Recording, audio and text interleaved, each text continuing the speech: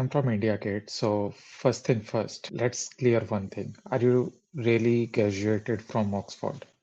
Yes, yes, I am. Oh my Yes, God. Are we talking about the same Oxford, the prestigious university? yes, the University of Oxford. That's right. Oh Yes. my God. So I'm talking to a celebrity. You're the first person who's told me I'm a celebrity, so thank you. Yeah, because for an Indian middle class guy, it is a celebrity status. I mean, at least for my mother. Really? Okay. Yeah, because she always wanted me to study in a prestigious college. Well, the college I studied in, that became prestigious later because I studied from that college. So yeah, Yeah, absolutely. Now it's famous because you've been yeah. there. Now it's famous because of me. So oh my God! But let's talk about you. Let's not steal your thunder. All right. So you studied there English literature, right? Yes, that's right. English language and literature. The English language part sounds odd because obviously I'm a native English speaker, but it's because there Yeah. was some linguistics elements to the course as well.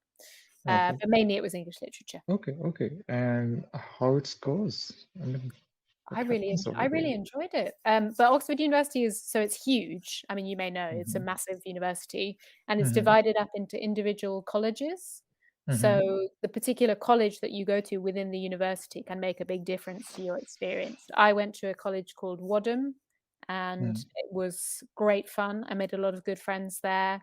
There was quite a relaxed environment, even though the university can be very formal. But Hmm. and I enjoyed my course. Um, and yeah, and we wrote some interesting theses.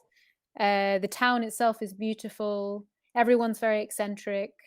Uh, Okay, it's a, okay. it's a great place to visit if you ever get a chance to go to the town of Oxford. Yeah, yeah. It's really And how these big universities are different from the other universities? mm. Well, I suppose one thing that's different is there's only a few universities in the UK where you have these colleges like this, where it's like, Hmm. within the university there are individual schools or colleges. Oxford and Cambridge universities had a Hmm. reputation for giving you a particularly large workload if you're an art student. Okay, So other universities, it's not that you don't work hard, but other universities had like quite long terms or semesters where you would okay. learn as you go along. For some Hmm. reason, Oxford and Cambridge, because they're very proud of their reputation as a Hmm. hothouse of academia or whatever, you would just have Hmm. very short terms, and every week you would have to read several books. So you would Oh just my God. fly through Oh my several God. books, and then you would write a couple of essays. So it was crazy. It was a very busy time, but there was still a chance to meet friends and meet Yeah. interesting people. I mean, in past 3 years, I'm working from home, and since the pandemic, and I have bought 10 books, and I haven't completed even a single one. And you're saying that every week you had to read multiple books. Oh my God. Well, I'm it not gonna helps go when in that's the Oxford. only thing that you have to do. I mean, I imagine you're working, no? And then so you don't always have time to read? No, I have a lot of time to read, but the thing is, I'm not much of a reader. Oh, that's fair enough. It's not for Yeah, everyone. yeah. So tell me, so which college did you go to? The college that's now famous? It's SD College. SD College in Ambala. My city name is Ambala. So yeah, SD College. From there, I did my graduation.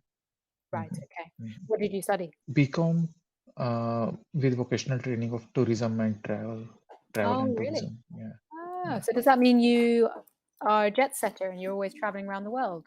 No, no. After that, I entered into IT, Okay. information technology. Yeah, so I'm a business analyst. Ah, okay, interesting. Do you ever have to code and create websites or manage websites in your job or not really? I tried it. Now I'm playing with codes here and there, but not really. My role is not like that. Uh, I work like a mediator between a client and a software developer. Yeah. Okay, yeah, yeah. Interesting. And so do you work with a lot of English clients or English speaking clients? Yeah, yeah, Yeah. yep, yep, yep. Because your English is very good, I wondered if that was because of work Uh, or you always studied English? yeah, of course. We have been colonized, so the English was part of our curriculum since our childhood. So I didn't had like any particular problem for reading and of course, I've watched a lot of content in English as well. But of course, when I write and when I speak, yes, there is some kind of. So, yeah. You're very modest, but you speak English very well. Oh, thank you. Thank you. What do you have to do to be a part of Oxford? Um, well, you had to, I guess you typically had to get good grades. It depends a little bit on your course, but Okay. some of the courses are quite competitive. So, you had to do well in your exams when you leave, your leaving exams when you leave school. Mhm. You had to, trying to remember now, you had to submit a personal statement about yourself. You had to, there was a sort of special exam for the subject I did as well that was run by the university. And then you had to Okay. go to interviews and you had to, in my case, discuss a poem or discuss a piece of Okay. writing, that kind of thing, and talk about authors that you Poem written by you or poem written by someone Oh, else? poems written by other people. You didn't have to write Okay. them. Okay. So yeah, so you had to have this interview with these academics who I was terrified of.